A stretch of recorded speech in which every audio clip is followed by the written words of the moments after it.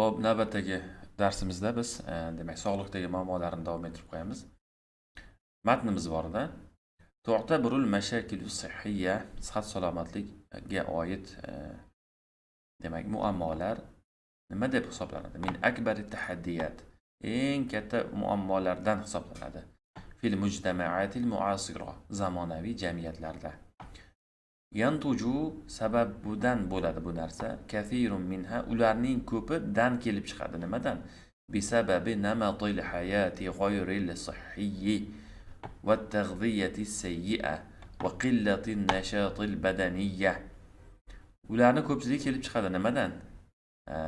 Bisababi namatil hayot tarzidan. Sog'lom bo'lmagan hayot tarzidan, g'ayri sihhiy. Buni sifati bu. Va tag'ziyati sayyi'a yomon ovqatlanishdan va qillati nashotil badaniyya ya'ni jismoniy faoliyatni kamligidan kelib chiqadi. Kama anna talawwutha shuningdek ifloslanish va dug'utan nafsiyya va ruhiy bosimlar yusahimani mana shu ikkisi ulush qo'shadi fi tazayudil amrodil muzmina. Endi mana shular surunkalik kasalliklarni rivoj topishiga hissa qo'shadi mana shu ikkitasi. Muzmina degani surunkali degani.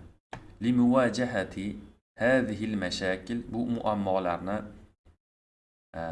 hal etish uchun yajibu tahsinul adati g'izaiyya ozuqaviy odatlarni, ovqat yeyish odatlarini yaxshilash kerak.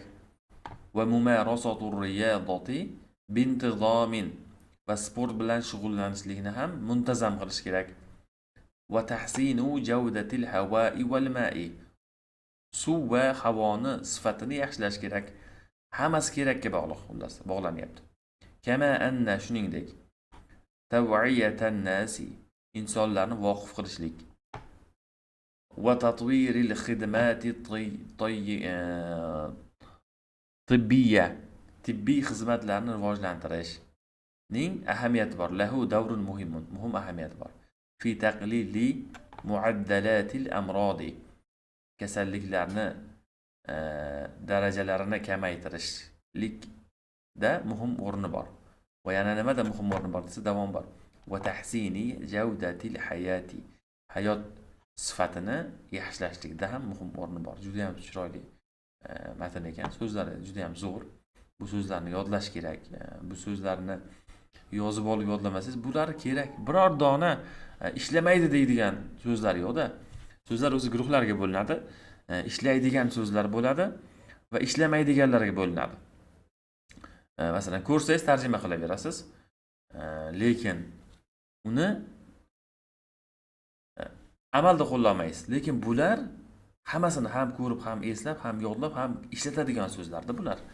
Shuning uchun bularni yodlamaslik, iste'molga chiqarmaslik juda yomon oqibatlarga olib boradi. Tavsiya yodlanglar.